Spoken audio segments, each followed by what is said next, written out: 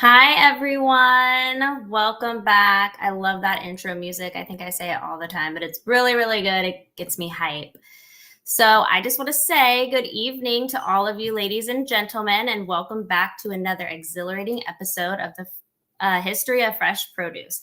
Tonight, your captain, Patrick Kelly, and your tour guide, John Papp, are ready to whisk you away on a global trip to some of the coolest fresh produce holiday destinations. Yay. So on this episode, we want you to imagine yourself wandering through vibrant orchards, sampling the juiciest fruits, and soaking in all the vibes from the freshest vines.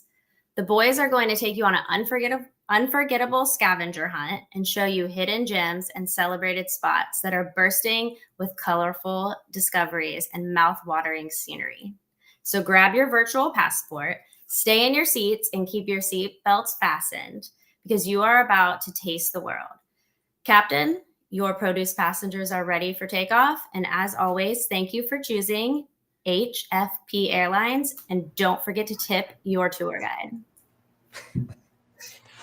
Ooh, that was nice. If that's not a warm welcome, I don't even know what is. I think we need to start our own airline now. Yeah. Nothing but fresh produce. Welcome to Fresh Airlines of America, where all your snacks are berry full and fruitful. Yeah. It's the history of Fresh Produce Airlines. It's a new business model. I like it. HFP Airlines, how can we help you today? I'm not the stewardess. I'll be the stewardess. Fine. I'll do it. You're the captain. You're supposed to be flying it. Captain, do both. Stewardess. I wear many different hats. That's how the produce industry works. It's how we roll. This is how we roll. All right, listen, Maddie, we appreciate you as always. Let's get this vacation started and figure out where we are going to be in the world, kind of like Carmen Sandiego. So where are we going to be? Where are we going? And let's take you for a ride. So appreciate you, Maddie. Bye. Have fun. Maddie. Well, once again, always impressed. Never a disappointment. Never, man. Like never a disappointment in the world. Don't think it's in the nature. I like that you're still a Bridgerton. Can we bring that up? I'm Colin Bridgerton. I'm not. Still haven't really watched much of it, but in honor of our episode coming out tomorrow, I'm gonna be Colin. Okay. Well, listen, I'm Patrick. Nice to meet you, Colin. I appreciate Lord you. Patrick.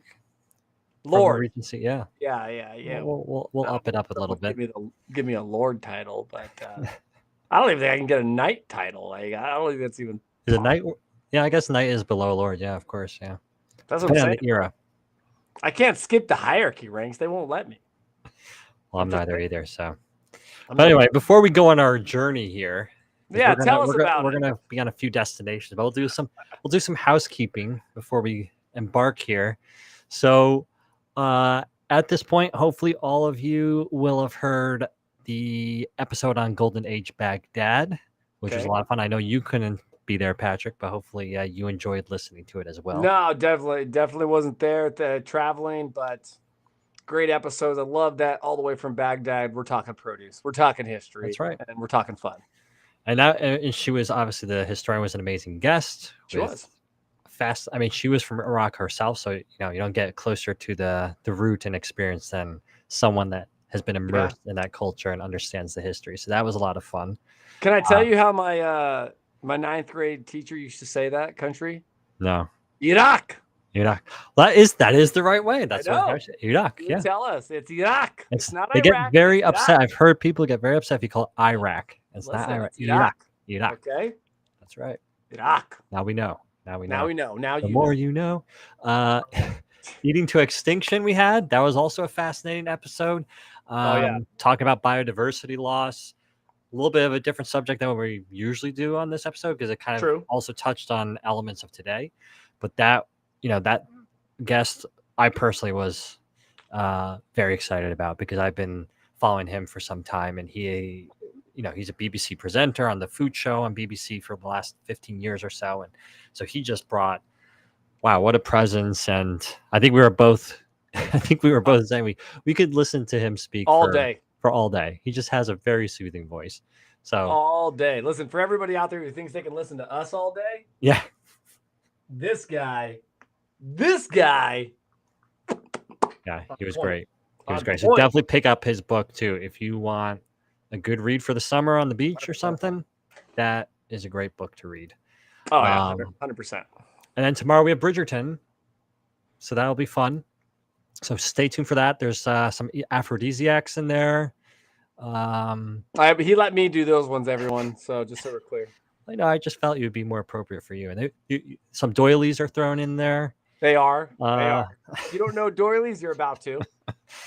You thought you didn't know what that was. Even if you're not a Bridgerton fan or don't know what Bridgerton is, doesn't matter. You'll appreciate the episode, I think. It's about I appreciated it.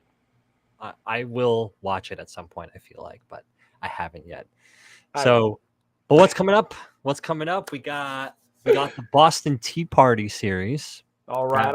Coming out, right? So that's going to be fun. That's going to be a 4-part series, I believe. And we're going to be talking all about the impact of produce at the Boston Tea Party. So there'll be probably some angles to this story that you haven't heard before. So I think that's going to be a fun one in celebration of Independence Day, of course. 100%. And then following that is our Whirlwinds epic series for the Olympics. 13 episodes on the Olympics. It's a lot. We're still in the middle of recording. We should be done with that hopefully soon. I didn't mean to say that. It's not a lot. It's just enough. We'll let the listeners decide that. Just enough, everyone. Okay, it's just enough. I'm excited to go on this journey today, though. I'll be real with you. We should probably get going. We're gonna miss our miss our flight here. Who wants to? Yeah, don't you get me started. We're about to miss a flight. No, we're not. Everyone, we're here. No. Seatbelts fastened. Keep all arms and legs inside of your seat, not the aisleway. And please, if you've got a leaner, lean over and eat that peach, okay? Because that's what it's about. We're about to have some fun. Lean back, enjoy a piece of produce. And again, this is meant to inspire you for destinations you might not know have existed, or maybe you're going to these countries this summer. And you might not know. And then you can go there and let us know if you go there, because I mean, I don't think I have been to any of these destinations that I'm going to share. Yeah, I don't think so. Some of the cities I've been to, but not the destination. Well, what about this? And we're going to get started, everyone, I promise. But I had a friend reach out to me today and said, hey, I'm heading to Vancouver for the first time. Can you send me some, restaurants or things for fun to do? And I was included on this email. And I was like, I'll get right back to you. And you know what I'm going to do. I was like, I'm going to send some of those spots that I would visit. You know what I mean? Of course. Because I think, even as part of your produce journey, you love seeing this kind of stuff. Oh, yeah. Even when I went to Anaheim and spoke at Anaheim after IFPA, what did I tell everybody at FPFC? Have you been to the original house in Anaheim? But the Founders Park. Yep. Not one person raised their hand. Nope. I said, you guys should get over there. There's a lot of gems out there. It would impress you. You would have a good time. Yeah. I'm telling you, after doing the reading on these locations, I am desperate to go to almost every single one of these. So if there are any tourist boards listening in tonight and they want to sponsor us to come out and do a special episode on these destinations, we'll do it. We'll do it. No problem. We'll do it. We'll do it. You name the date, we'll be there. You name the date and we'll see if our schedules fit. But we'll do it. We'll be there. So anyway, without any further ado, let's hit up our first destination tonight. Let's do it. So our first destination is in Turin, Italy, and it's the Museum of Fruit. Now, I know what you're thinking. You're probably thinking this is a building full of fruit. You'd be half right. You'd be half right. Half right. So this is a museum that holds the collection of three-dimensional reproductions of fruits made using this impressive what they call ceroplastics technique that was developed by a Francesco Garnier Velletti in the second half of the 1800s. So imagine it's basically like a wax museum for fruits almost. Okay, that's what we're talking about here. Now, until recently, all these fruits, these wax fruits, were basically scattered around this Royal Station of Agricultural Chemistry, which was basically a research outpost run by the local government in Turin. Now, when this Royal Station closed in the early 2000s, the workers were going through all the old books and equipment and whatever else was around and discovered these hundreds of unusual artifacts that were basically abandoned for almost a century. So they ended up going through all this material. It took about 10 years, but they basically organized everything and put this into what they call now the Fruit Museum, which opened their doors in 2007. And so, who is this guy who's developing all these bizarre wax fruits, and why was he doing it? And so, Francesco Garnier Velletti, and I'm sure there'll be some pictures popping up here as I speak. They'll illustrate some of these things. But basically, he was born in 1808 in Javeno, which is a village near Turin. And as a child, he trained, or as a young lad, he trained as a candy maker or confectioner, and he specialized in sugared almonds and herbal sweets. And so, after his marriage, he moved to Turin, the big city in the area, to produce wax flower models. But in 1840, he relocated to Milan, which is another city in northern Italy, along the way from Turin. And then, because of his skill, he moved again to the imperial court in Vienna, where he specialized now in wax fruits. So he moved on from wax flowers to wax fruits. And then he went on to the court of the Russian Tsar in St. Petersburg. Now, how did he make the jump from Italy and Austria and that region to Russia? Well, the Russians were really known for their displays of these exotic plants and fruits. So they wanted this guy to make these wax fruits for the royalty and their little parties and whatnot. So later in life, he returned to Turin to look after his 4 children after the death of his wife. And from at that point, really, he devoted himself exclusively to this artificial pomology, basically the science of growing fruit, but artificially. And this became his main activity. And during this time of doing his speciality and watching over his 4 kids, he met an Auguste Bourdin, who was an entrepreneur from France who ran a successful plant delivery business. And Bourdin's greenhouses featured some of the earliest Turin, Bourdin's greenhouses were featured in some of the earliest Turin travel guides. And so it attracted a lot of clients from all over Europe. But the challenge that Bourdin had was communicating the value of his plants to prospective clients. So imagine trying to sell this greenhouse destination without giving a very clear picture of what is in these greenhouses. So people would often visit when only a few trees were in bloom. So again, they didn't get the full experience of it and only some illustrations to communicate the full potential of each plant. So imagine going to like a botanical garden in winter and just seeing a bunch of dormant plants. It's kind of hard to get excited at that point. So when Bourdin heard of Velletti's work, he immediately saw the advertising potential of taking fake fruits that could then be shown to his clients year round. So after a few years of receiving this innovative advertising catalog and partnering with Velletti, unfortunately, he actually went out of business and Velletti was left jobless. But again, this was his passion, so he kept making these fake fruits and vegetables until his death in 1889. So once he passes away, this collection ends up getting donated to the Agricultural Society in Turin and then is used by a local peddler who tours rural farms to showcase wonders from the cities. And eventually all the fake fruits were bought by this Francesco Scurti, which is then the director of the Royal Agricultural Station, where they remained until the early 2000s, which I explained at the very beginning here. So what made these fruits so fascinating is he used a very particular material. and basically he would use models, which were basically actual fruit itself. Okay, so basically he would start by drawing out each fruit in detail. He would then color it in watercolor to highlight every nuance you can imagine of the skin. And then he would then make a mold from a cast of the original fruit. And then he would fill it with a mixture he had devised. It was a secret recipe that has never been discovered. It basically died with him. And after that, he would then smooth and paint the fruit to produce the skin to match almost as if it were the real thing. And his attention to detail was so great that Valetti used shredded wool. Imagine that, shredded wool to fluff the peach and apricot skin.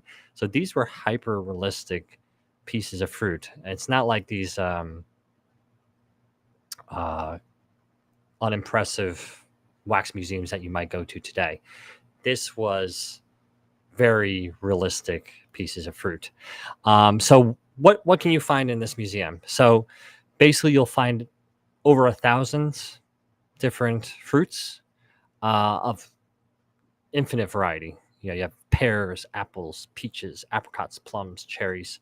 If we want to break those down, it's about 494 types of pears, 286 types of apples, and 44 types of apricots on display. Those would be the three largest species of fruit that you're going to find there. And what's equally amazing, minus the fact that these are just sheer impressive looking replicas of the actual fruit, is they've become almost of a time capsule or a preservation of the biodiversity. So very kind of the subject we were talking about a few episodes ago of fruit from the late 19th century, which has now either become extinct or extremely rare. So definitely a fascinating site. Definitely one that I would be interested in seeing one day. So what do you think, Patrick?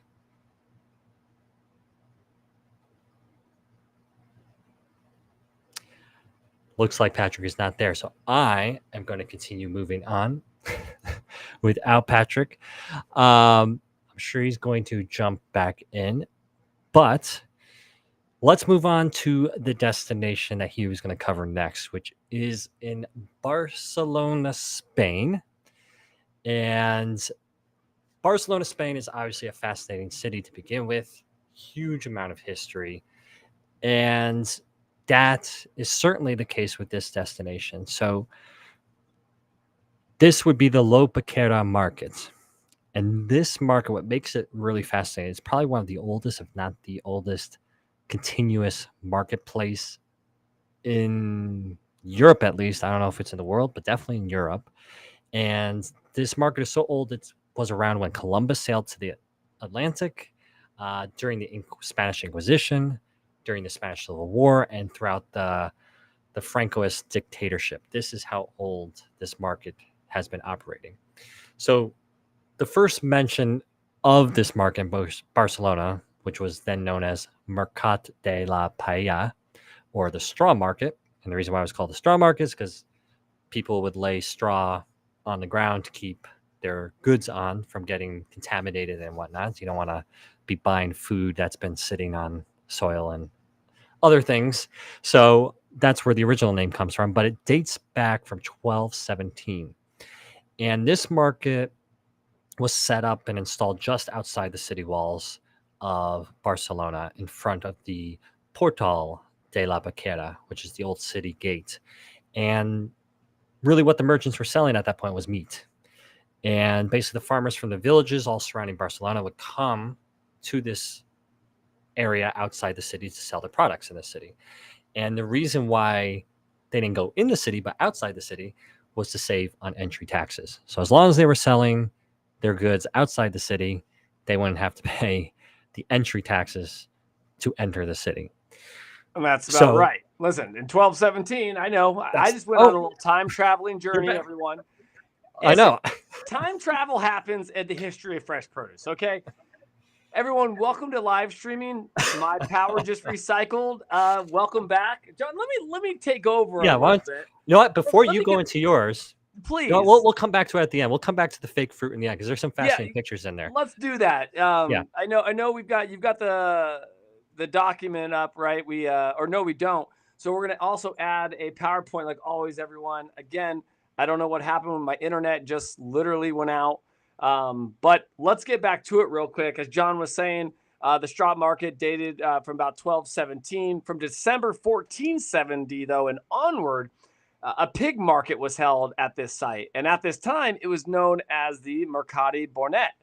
So in 1777, I feel good here, John. I can start talking now again. In 1777, the gateway of La Boriga on the ancient wall of Rambla was demolished, and the butchers' stalls were moved to a series of different locations. So in 1802, after the visit of Carlos the Fourth, the stalls were then transferred to the gardens of the Covenant of St. Joseph's for aesthetic reasoning. Oh, I get that. All right.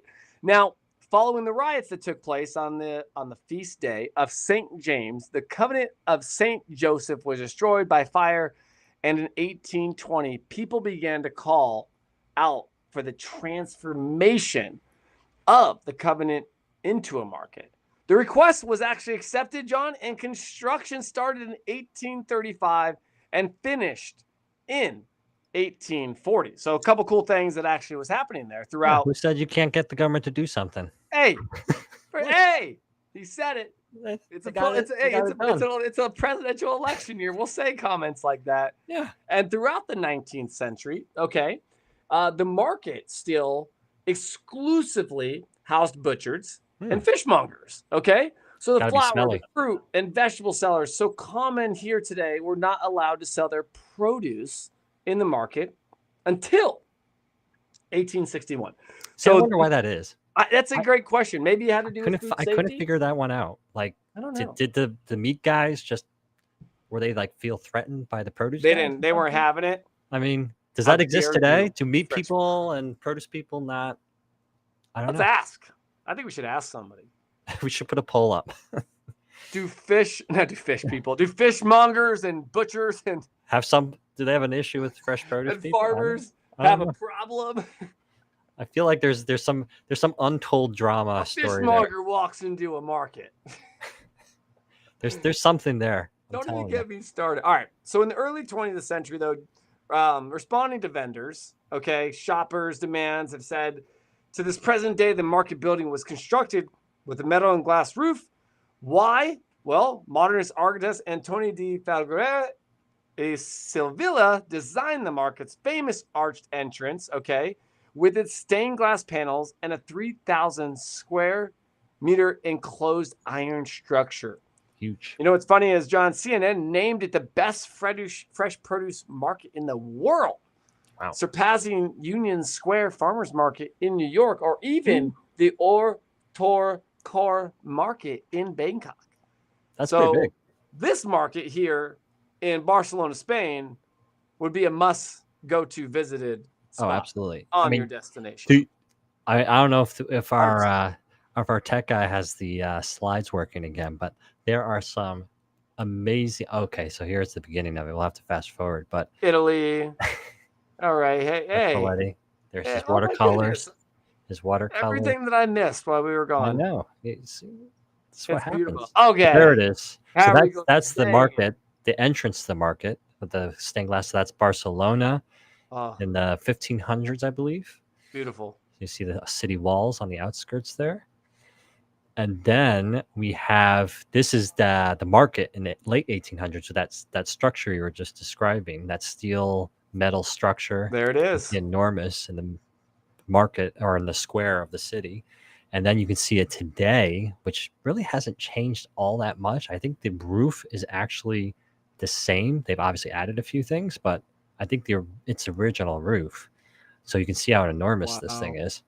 And then last in that sequence is a picture of one of the stalls. I mean, look at that. I mean, that is, now obviously if you're listening to it, you can't see this, but just search online when you're done listening. Listen, if you had Wonka vision, everyone, you'd be seeing it right now. This is your dream fresh produce market stall. Like, it's beautiful.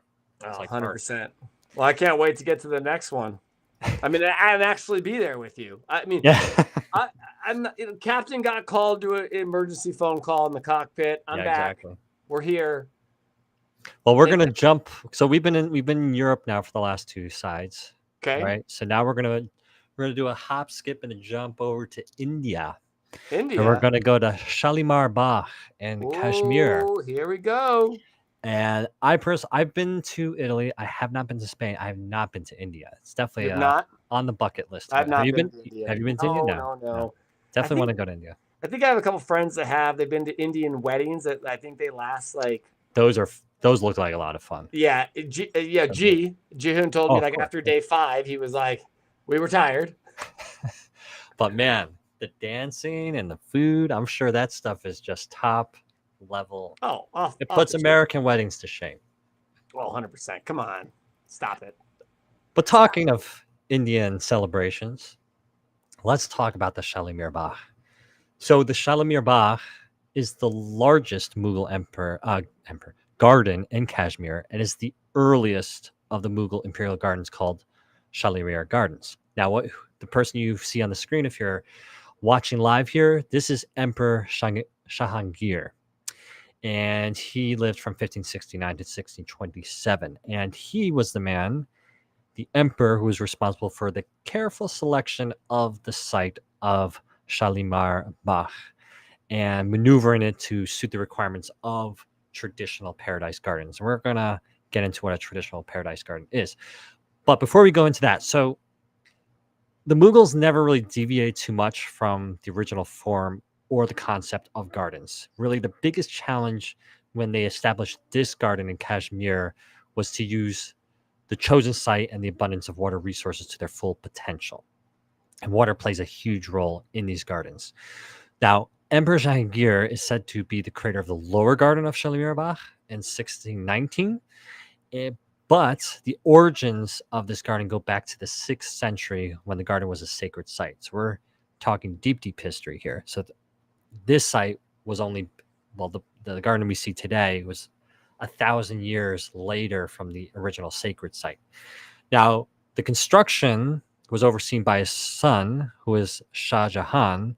And for those that might be familiar with Indian history, Shah Jahan is the emperor who commissioned the Taj Mahal. So that's who we're talking about here. So he oversaw the construction of these gardens.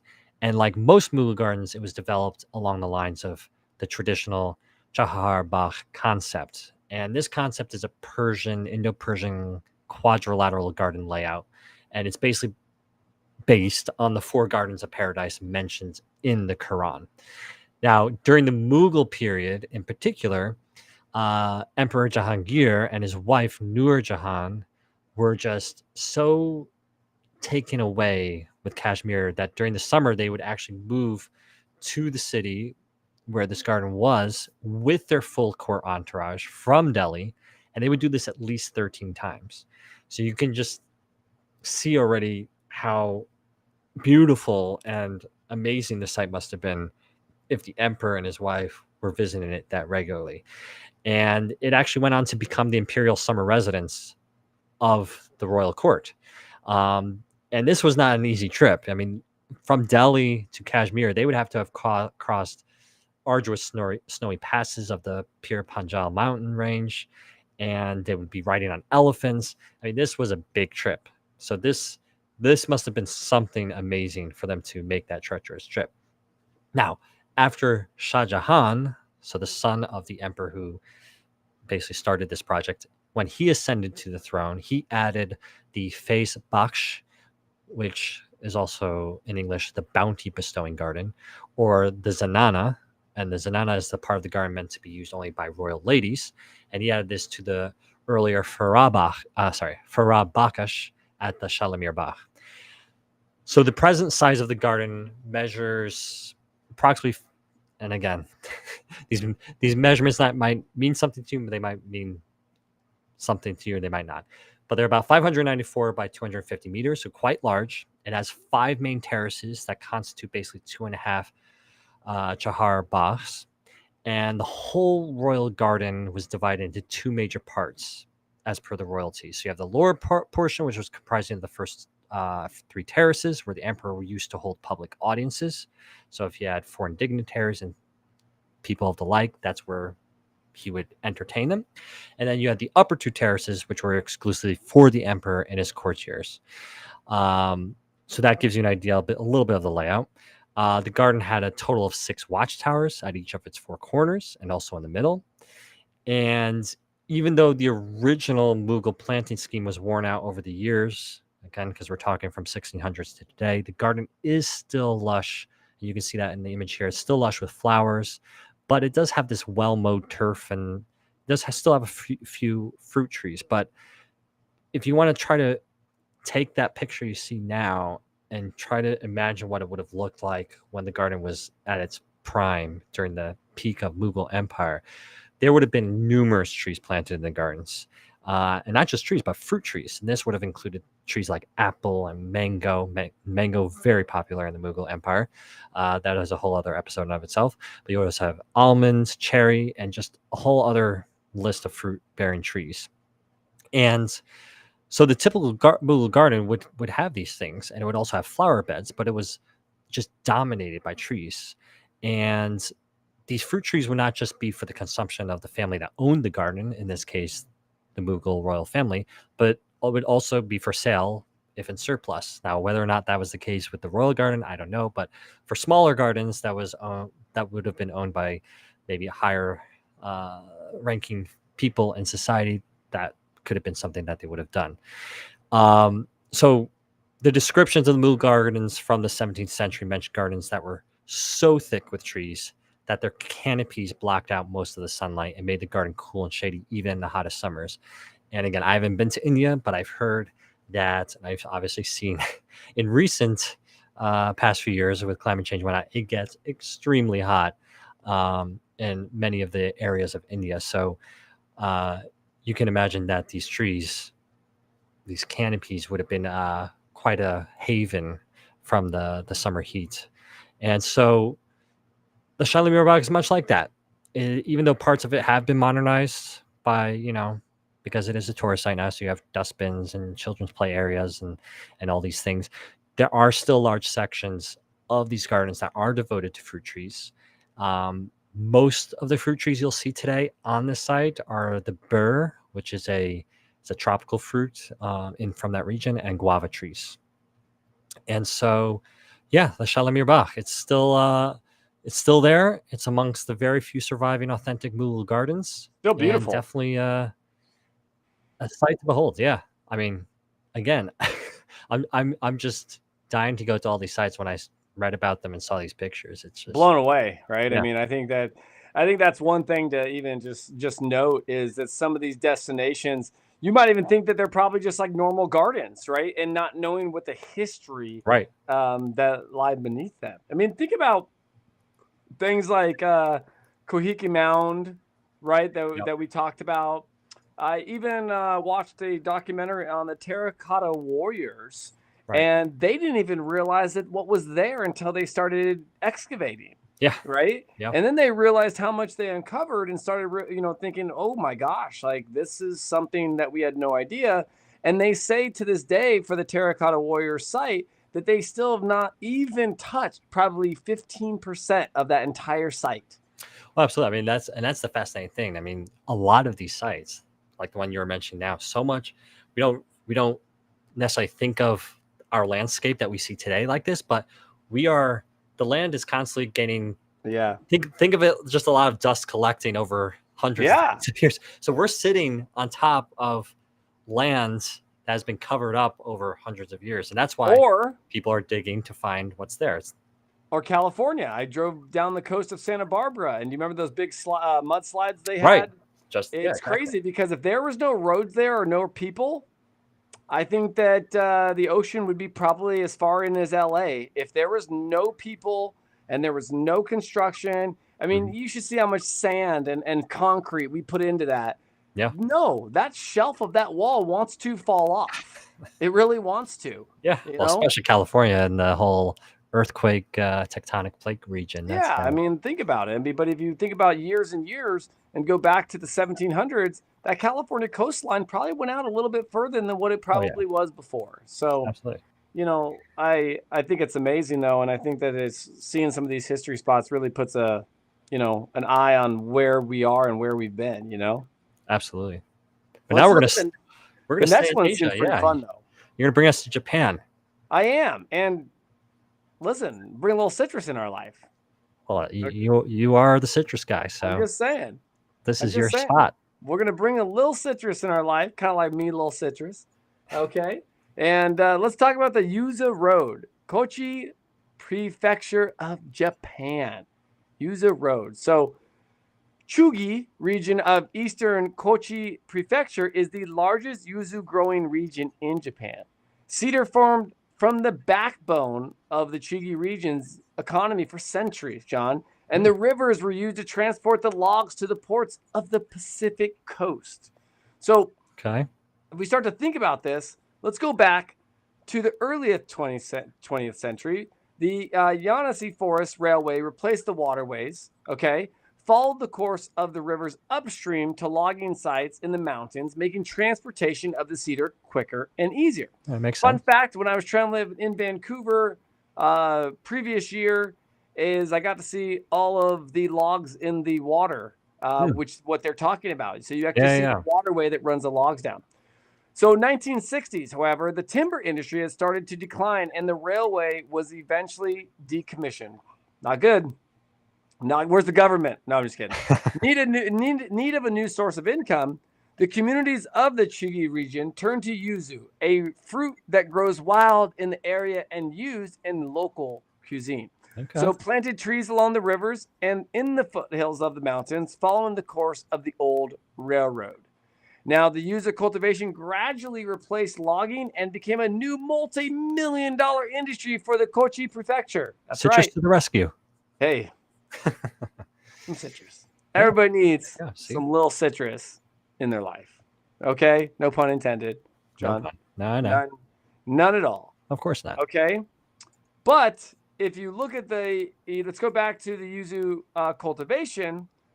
Yuzu was not cultivated extensively in the Chugi region until the mid-19th century, a time of domestic political upheaval and social change. So yuzu was popularized by Nokohoko Shinotaro, 1838 to 1867, the head of the present-day village. And I believe, if we are correct, yeah, there he is, Shintaro. That samurai right there. That's right. Okay, citrus-loving samurai himself. Yeah, he can do that, slicing citrus left and right. That's right. But so let's say fruit ninja. He's a fruit ninja. There you go. That's where the game came from. I knew it. There you go. Fruit ninjas all day. So let's go through it though. I'd rather call him Shintaro, man. Yeah, Shintaro. Yeah. Shintaro realized that the potential of yuzu as an alternate to miso and soy sauce for preserving and seasoning food. Okay. He recommended that villagers cultivate the fruit as a countermeasure against food scarcity and a source of income for the community. So today, Kitagawa village is one of the largest producers of yuzu in the Chugi region with more than 100 hectares of land. Okay. Wow. That's a lot. That's a lot. Yeah. And dedicated to its cultivation. So Shintaro is memorized across the region with statues, plaques, and annual yuzu festivals. No way. That's actually pretty cool. You got to admit, that's pretty cool. And that's, what's funny, John, is I say that's cool is because fruit, vegetables, and food bring people together. Yeah. Okay. Time and time again. A reconstruction of the house in which he was born and raised was open to the public. In the same neighborhood, there are old-grown yuzu trees over 300 years old. 300. Wow. That's great. Okay. Yeah. And a museum dedicated to Shintaro himself, who later helped lay the foundation for the Meiji Restoration of 1868, the political revolution that brought about the final demise of the Tokugawa shogunate military government that ended the Edo period. It exhibits in the museum and explains the life of the regions of the yuzu pioneer, from local samurai and village head to an anti-shogunate revolutionary, John. So I want to show what that piece of citrus fruit looked like. Boy, look at the seeds in that. We consumers today would not be putting up with those seeds there, John. We know sun rays. No, that instant rejection. And citrus from California would not have that, right? There would be a no seed policy there. I haven't heard of yuzu before. No, neither have I. It must be an old Japanese fruit. Yeah, I mean, obviously that's the region where, I mean, not Japan, but could even look like a grapefruit. It's definitely the region where a lot of the citrus origins are from in general. Well, let me tell you what it's used for. Yeah, tell me. Yeah, so the yuzu, and you'll love this, is it adds a distinct citrus accent to a variety of dishes, from hot pots and soups to sushi. So the common ingredient, though, in the regional cuisine of Kochi Prefecture and broader Japanese cuisine, the juice of the yuzu is commonly used to make ponzu, a dipping sauce served with hot pots, shabu shabu, and sometimes sashimi. So yuzu juice is also used in cocktails, vinaigrette, and sunamono dishes. So really, it's valued, though, John, for its zest rather than its flesh. Zest is often sprinkled over dishes to add a pleasant citrus accent, and the peel is minced into a paste with chili peppers. Chili peppers, okay? Okay, hungry. And salt to make yuzu kosho, a tangy condiment eaten with sashimi, udon, and grilled meat. That sounds really good. So yuzu grows cover more than 500. I say 500 it covers. Oh, no, sorry, 200. It scared me for a second. Yeah, yuzu covers more than 200 hectares of the sugar region and produce an annual yield of approximately 3,000 tons of fruit. The yuzu are ideally suited to the mountains terrain of the region, unlike other citrus varieties which grow best in warm coastal regions. Now, to tell everybody the truth, though, you want a little bit of cold and a little bit of warmth for your citrus to make those babies taste just right. Yeah. So yuzu is believed to have been introduced to Japan from China via the Korean Peninsula during the Nara period of between 710 and 794. The yuzu originated in Tibet. It's a cross between, you'll love this, a mandarin orange. Okay, we all know that. Okay, a cold weather citrus called the Icheng papira. Don't know that one. Finding its way to Japan in the 7th century. I know half of its parents. Do you? Well, don't listen. We'll pull a test right now, John. Do you know? Like, as they say, do you know Jack? Yeah, exactly. We don't know if John knows him or not. But the yuzu has more vitamin C, John, than lemons. Wow. And being too sour for even birds to eat, it needs no spray for protection. Like the bugs don't even want to eat it. 2020, the New York Magazine said that nothing compares to the fruit, reporting on a black market among chefs to purchase Japanese yuzu, which cannot be sold in the U.S. because of agriculture regulations. Oh, we're going to get us some yuzu, buddy. No, we're going to get us some. We are going to figure out how to get us a yuzu. Apparently we can now.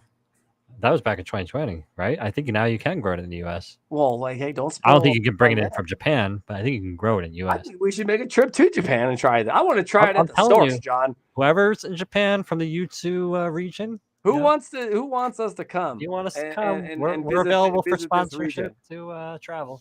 Listen, I'm totally with you, buddy. I'm totally with you. Well, look at some of the. I want to show you some of these trees as I'm talking about the harvest. The fruit obviously is now grown in the U.S. and numerous other countries, including Australia, the Netherlands, Spain, China, and Italy. Harvest festivals in the area celebrate the yuzu in all its forms, which stalls selling yuzu fruits and yuzu-based food products because of all the rant and rave around it. So Yuzu Road's main attraction and rest stop is Umaji, a scattering of well-tended houses spread out along both sides of the shallow Yasuru's River Rapids. Remarkably, its estimated 800 inhabitants contribute a communal total of 800 tons of yuzu a year to the sleek wooden-lined plant run by the Umaji Village Agriculture Cooperative. So it's pretty crazy, and a lot of times they'll use, I would say, bottles of Gokun Yuma Jamura, a popular drink, to sweeten with honey. So a lot of these people drink often, and the factory gives free tours of its assembly lines, and there are displays of antique juice presses to show you this whole process too, John. That's very neat. So, which is pretty cool. So you get it's a juicing experience now, and it's free. So, yeah, 100%. I mean, I haven't been there, so I can't tell you if it's John. We can't validate that, but we're not affiliated with these people. Yeah. But the Umaji and Kadagawa, known as the villages of yuzu, are blessed with virgin Japanese cedar forests and countless yuzu trees. As you can see, we showed some of these trees right here, which I think are just absolutely amazing. look at the, I would say the That's town. gorgeous. Look at these trees on the mountains. Yeah. I mean, normally in California and Chile and Peru, you see them in the rolling hills, but Yeah, you that's never right. see them high on the mountains. So Yeah. both villages, I would say the lives of the residents have the roots in logging and the cultivation of citrus. So both villages now, and the residents have ryokan, traditional inns, hot springs, and other things you can stay and relax and enjoy the natural habitat of the That's great. Utes. So, thanks to its efforts of those who've turned from logging to citrus, this region is now a picture perfect view of tiered groves and history and has been recognized as Japan's heritage site by the Agency of Cultural Affairs. So, you can't beat something like this, John. No, You really can't. that sounds like a great place. Sounds like an amazing place. But we're gonna go back to Spain now. Why you want to always go back to Spain? I don't know. Spain is calling me. I don't know. But it's a different thing than Spain. So we were in the marketplace, but now we're in a palace. All right. So the Generalife Gardens in Alhambra, Spain. So Granada. It's a part of the Alhambra complex. But the Generalife was a summer palace. Okay, so that's the site that we're talking about. So it's a country estate of the Nasrid rulers of the Emirate of Granada and Andalus. So this is when the Moors were ruling this Iberian Peninsula. And it's located directly east and uphill from the Alhambra Palace complex. And the Alhambra was built, again, by these Muslim conquerors who occupied parts of the Iberian Peninsula from the 8th century till about the, 14th, 15th century, somewhere around there. And it wasn't until the 13th century that the Alhambra was converted into a royal palace. And it was about this time that the plans of the Generalife were made. And like I said, this was basically the site that was used as a private retreat by the elites, as well, of course, as a farming estate with agricultural functions. So there was a small recreation house, which was surrounded by orchards and fruit gardens, which again would have almost certainly been used by the Nasrid epoch to supply the Alhambra Palace. In fact, there's the oldest orchard on site there is called the Huerta Galora, and is the only one that has remained intact over time. And it's actually located on the left where the gardens end. And unfortunately, we don't have a picture of that. I wasn't able to get that in time. But what you saw there was the totally okay, John. Use your imagination. I got you. But legends about the Alhambra are easier to find the facts, and that's because it just has a very layered history. The Iberian Peninsula was trading hands a lot over history. Again, you had the Romans there for a period, then you had the Islamic Empire there, and then you had the Christians that came back in there. So there's just a lot of things going on in that region, and obviously that impacts the site. So today what you see is largely a restoration, but the original design was itself an evocation of a lost garden paradise. And so many consider the Alhambra to be the third and final great Islamic site of medieval Spain, after Cordoba's Mezquita and Seville's Alcazar. And so the story of Alhambra, well, more importantly, the gardens that we're talking about here, really begins in the Middle East. And I'm going to keep this brief because we still want to get through a couple more sites before we finish tonight. But basically, these gardens were originated based on the Paradise Gardens. And again, we've seen this throughout history. Humans begin creating these walled gardens about 12,000 years ago. We see written and pictorial descriptions going back to most ancient civilizations. The Sumeric Epic of Gilgamesh. We have the legends of the Hanging Gardens of Babylon, the biblical Garden of Eden. This presence and this concept of a paradise garden is very present in many of the cultures in that part of the world. Now, by the time of Cyrus the Great, Persians had created the foundations of the garden tradition that's used in the Generalife within the Alhambra complex. And they formalized this famous 4-part garden plan. And the layout basically consisted of a square divided into 4 equal parts by a pair of intersecting walkways or watercourses. And what you'll see in that garden are the use of the water courses. You can kind of see it there. It's not a very great shot, but if you had a bird's eye view, you would see it more clearly. And the reason why water was such a critical piece to these gardens, besides the obvious of irrigation and feeding the plants, is that there's frequent mentions of water and of course various plants in the Quran. And the water represents purity. It represents cleansing. It represents refreshment. And plants often are tied with religious significance. So you have plants that are often noted in many of the major religious doctrines, whether it be Christianity or Islam or Hindu, whatever it might be.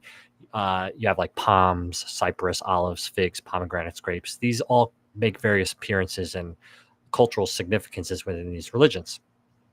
The Quran calls water the basis of creation, and it plays a central role in the Islamic gardens for that reason. So beyond that, some say that the garden symbolizes the four rivers of paradise, which flow with milk, honey, wine, and water. And so the symmetrical layout introduces that idea of repetition. And that's also used extensively in Islamic architecture in general, if you're familiar with the architecture of Islam. So anyway, what you would see there today in these gardens, you would see some hints of this. You might see some still fruiting trees there. Again, through the renovations, there was a present day look or more modern look to some of the gardens there by a Italian designer who rearranged a lot of this in the 1930s, 1950s. But again, you get a very good sense of the Islamic influence here, these paradise garden influences. And what's amazing is it's really one of the oldest gardens still in Europe today. So definitely an amazing site to check out. But now we're going to, man. I mean, I think that some of the things, like even like look at this picture, will show up real quick, John. Yeah, there you go. See, some of the beautifulness. It's crazy that just a citrus tree, some shrubs. It's amazing to see what history unfolds, and it's amazing to see what nature brings when you just do a little bit of research to find it too. Yeah, that's right. And I think it's beautiful. It's beautiful. Now you're going to bring us back to the good old USA. Oh, I was going to sing a John Mayer song actually, wow. But hey, it's fine. It's fine. We'll do what you want to do, buddy. Okay. Good old USA. Let's all do what John wants to do, which is bringing us back to good old Monticello, Virginia. That's right. We're heading to Virginia, everyone. That's right. Who's been to Virginia? Let's see a show of virtual. I've been to Virginia, but I've not been yet to Monticello. I do want to go there. I've been to Virginia. I don't think I've been to the famous Monticello, but I think that I have to go visit somebody in Virginia this year, and I think that that's going to be one to go to. But I think as we keep going through this, because I know we're coming up on our time, we want to make sure you hear these last two destinations. But let's talk about Virginia. As you're looking at this beautifulness, as we call it, John, one thing that I love is seeing and being able to visit these places. So, home of Thomas Jefferson, it was built to serve as a plantation house, which ultimately took on the architectural form of a villa. Jefferson had been dubbed America's first foodie, obsessed with fruits and vegetables and spices, but particular. He liked to eat vegetables, which he said constitute my principal diet. Kind of sounds like what I say half the time. I didn't put that in my body. Jefferson was passionate about his garden and saw it as an experimental laboratory for new produce items for the new nation.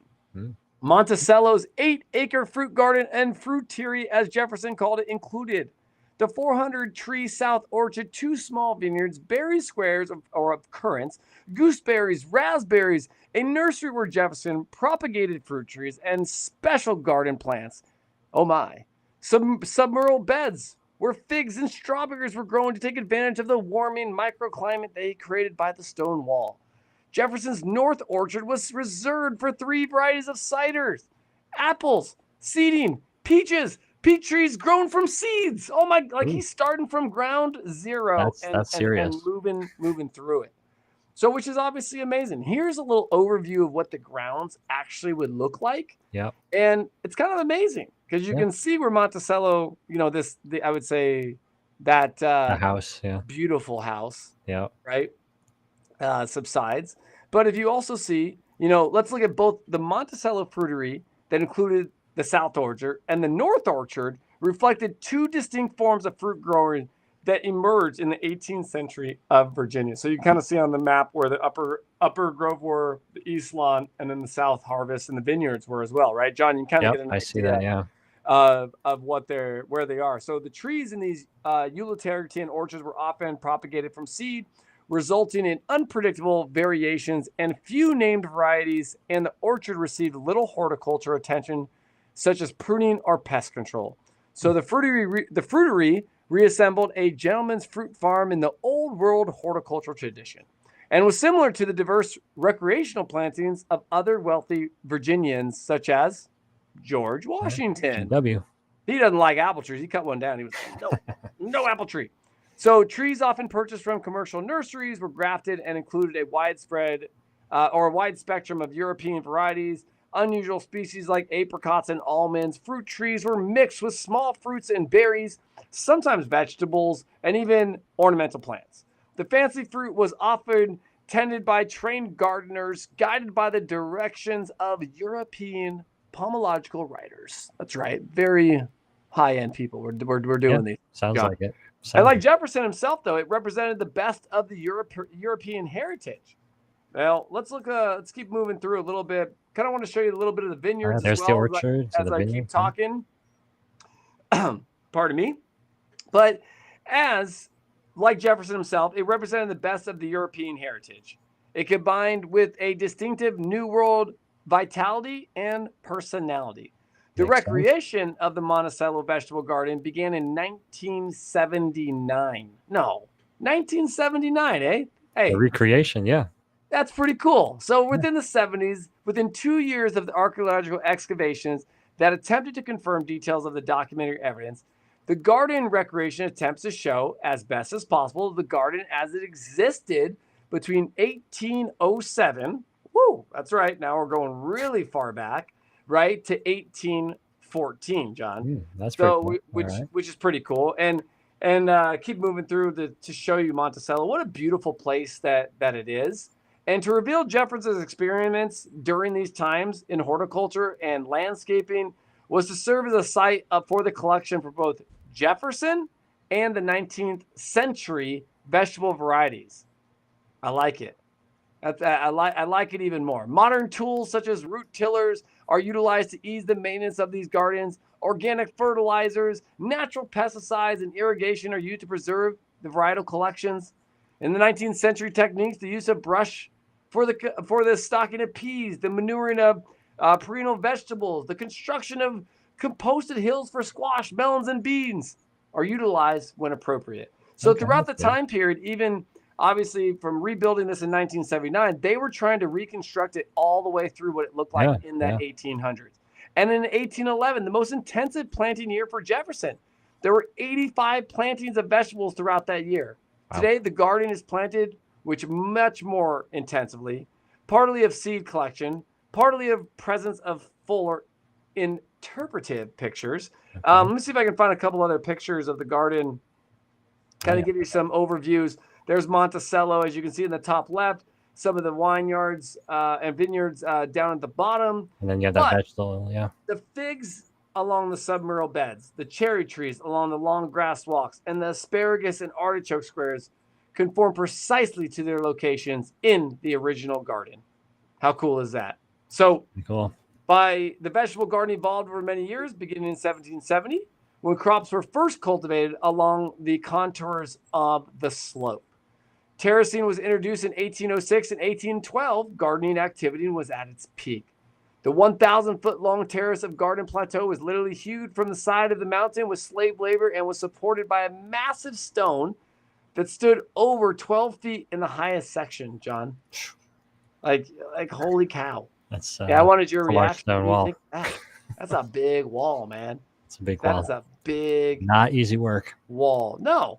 Of course not. And as we keep moving forward, perched atop that wall at the halfway point of the garden and the garden's pavilion, used by Jefferson as a quiet retreat where he could read in the evening. It was reputedly blown down in a violent windstorm in the 1820s. That pavilion was reconstructed, though, in 1984 based on Jefferson's notes and archaeological excavations. It overlooks an 8-acre orchard of 300 trees, a vineyard, and Monticello's berry squares, which are plots of figs, currants, gooseberries, and raspberries. So a lot of things happen between there from the main part of the 2-acre garden divided into 24 squares. Jefferson's used the northwest border to plant peas every other season. Mm-hmm. English pea to the table was a delight. We would host dinner parties that included wining and dishes of peas.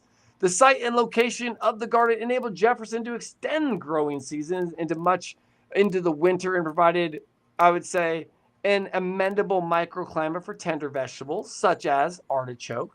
So even to this day, John, you can visit the garden grounds at your own pace through self and guided tours. Sounds good. See, I definitely want to go there. Sounds amazing. It's not far. It's not at all. It's midway between us. From Virginia to Spain, where else have we been, everyone? Let's count them. To Japan, to India, and then right there in Italy, we go around the globe to bring it back to John for our last site destination. Last hurrah to London, England. Kew Gardens. Now, I heard of Kew Gardens for some time, and we've talked actually about Kew Gardens a few times in our episodes, in our Hawaii episode, in the biodiversity episode. It's a very historic site of a lot of things, but what is Kew Gardens besides a garden? So we're gonna spell out what that is quickly here, so we can let everybody go. You're getting more out of us tonight than what we usually give. So you win. So what is Kew Gardens? So Kew Gardens, at its core, features elements that illustrate significant periods of the art of gardens from the 18th to the 20th century. That's kind of the span that we're looking at here. And it houses botanical collections that have basically been considerably enriched through the centuries. Now, since the creation of the gardens in 1759, the gardens have made a significant uninterrupted contribution to the study of plant diversity and economic botany. And this is why it might be a name that you've heard. And it also goes by the Royal Botanic Gardens. So if you don't know Kew, you might know it by Royal Botanic Gardens. But why are the gardens royal? So they're royal because for many years, the estates that now form the gardens were owned by members of Britain's royal family. So we're just going to go through that very quickly. So basically, the site that exists today where Kew Gardens is, that was the royal residence, which would later influence the layout and the construction of the gardens, which began in actually as far back as 1299, when Edward I moved his court to a manor house in neighboring Richmond. Then you have Henry VII, who built the Sheen Palace in 1501, which under the name Richard Palace became a permanent royal residence for Henry VII. Now, around the start, well, basically that same period, they settled in Kew and built large houses. So Kew is basically an area within this spot. Fast forward 100 years, around 1600, the land that would become the gardens that we know today as Kew Field was a large field strip farmed by one of the new private estates. You have King George II and Queen Caroline, who lived at Ormond Lodge on the Richmond estate, and their son and heir, Prince Frederick, leased the neighboring Kew estate in the 1730s. So you have this Prince Frederick there now. Now, after Frederick's death in 1751, his widow, Augusta, begins a small 9-acre botanic garden. And she basically calls on the help of a few buddies in the royal family of hers. So Lord Bute and a well-known architect at the time called William Chambers. And with their help, specifically of Chambers, they create several garden buildings, which still, if you can believe it, are still present today. Of course, with some levels of restoration over the years, but the way they are pretty much reflective of how they were when they were first built. So you have the Orangery, which is today a restaurant because it ended up being too dark for the intended purpose that it was built for. So it was never actually ended up using as an orangery. You have the Grand Pagoda, which was basically this huge, and you'll see this in probably in the next picture, this huge Chinese tower, which was a Chinese imitation of this tower, because Chinese style and goods and products were all in vogue at this period of time. So that was a wish of Augusta to have that erected. And then you have something called the Ruined Arch, which also was a fad back then to make things look old, but it was actually something that was built brand new. So it was made to look like this old rustic thing. And then it was George III's mother, Princess Augusta, who also founded the original Botanic Garden at Kew in 1759. Now, in 1760, George III inherits Richmond Estates. George calls in the popular garden architect Capability Brown to create a landscaped park. In 1772, the king then inherits Kew Estate when his mother dies, and he joins it with the Royal Estate in Richmond. So now you have two gardens that are becoming one. And in 1762, George III requests that a pineapple be grown at Kew Gardens. And remember, well, not remember, but you'll hear a little bit of this tomorrow. But at the time, pineapples were rare and exotic, and so it was believed that they could only be grown in tropical climates. But these horticulturists were able to raise themselves to the challenge, and they were able to achieve this within the Kew Gardens buildings. In 1768, you have a Joseph Banks who sends seeds to Kew whilst on Captain Cook's voyage. And if you remember Captain Cook from our Hawaii series at the beginning of the year, he becomes Kew's first unofficial director on his return from that voyage. And then under the unofficial directorship of Joseph Banks, Kew Gardens just flourishes. Banks dispatches tons of botanical collectors across the globe to collect these rare, unusual, and just sometimes interesting botanical specimens. Because remember, this is the British Empire at the time, huge footprint around the world. They're just trying to get everything from around the world that they can back into England to study it and see what they can do with it. So again, it expands dramatically, but after Banks and King George III die in 1820, the gardens just falls into disrepair for several years until they're handed over to the state in 1840. And so the royal family donates some of the surrounding land, bringing the total area of the gardens up to 200 acres. And it's not until 1841 that the first official director of the Botanical Gardens is named, because it was the year before that, of course, which I just shared, that it became operated by the state. And so at this point, you start to have big developments coming on site that are still very present today. So you have the 1848 Palm House that was added, which you'll see an image there as well, black and white from when it was first erected. That's followed in 1860 by the Temperate House. And both of these are huge greenhouses. And they were both the work of Decimus Burton. The Palm House is basically this wonder of glass and iron. It's design that influenced the other glass and metal structures during the Victorian period, including the Crystal Palace that was erected for the Great Exhibition in 1851 under Queen Victoria. And the Temperate House, again, which is still on site there today, is the largest surviving Victorian glass house in the world. And it was completed in 1899. I believe it started work in 1860. So what you see on the screen now, if you're watching, that's the Palm House. And then the next one is going to be the Temperate House. And that was built to basically house a collection of temperate plants from around the world. And it was restored in 2018. And it continues to be a pretty vital part, actually, of Kew's botanical collections. So what's going on in more recent times? So in the Second World War, the supplies of seed potatoes could not meet demand. So the Kew Gardens was approached by the Ministry of Food to provide a solution. And so the curator of the gardens at the time, William Campbell, actually discovered that potatoes could be cultivated by using slices of the tuber instead of the whole tuber. And this, of course, dramatically increased supply. Additionally, during the Dig for Victory campaign, Kew provided training on cultivating food crops, made land available to local residents, just gave them tools and resources to figure out how to grow vegetables on their own. And then you have the kitchen garden at Kew Palace next to the royal kitchens, which you'll see a picture, our final picture here. And that was originally a small residential garden, but now it overflows with plants and vegetables and wildlife and the like. And this kitchen garden was meant to feed the Georgian family when again, the royal family was in possession of these gardens. And in 1881, actually, George III was a resident of Kew, and the fruit and vegetables were grown to the value of about close to 1,900 pounds for Windsor Castle and St. James's Palace.